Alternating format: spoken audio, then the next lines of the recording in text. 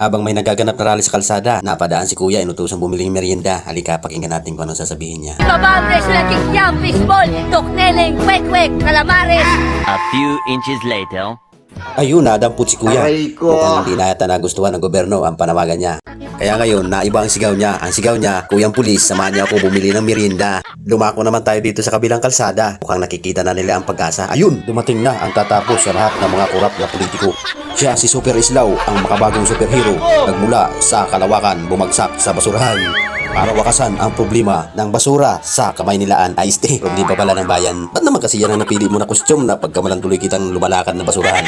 Dito naman tayo sa kabilang kalsada. Sa laban ng nilakad nila, simula Lunita, papuntang Minjula. Abay si Kuya, naispatan natin, nagsusulo magmerienda. Ay, nebulizer pala kasi inatake si Kuya ng kanyang asma. Salud sa'yo Kuya, kahit may asma ka, sumasali ka pa rin sa rally. Isa ka talaga sa pag-asa ng bayan, kaya ipagpatuloy mo lang pagmimerienda mo dyan.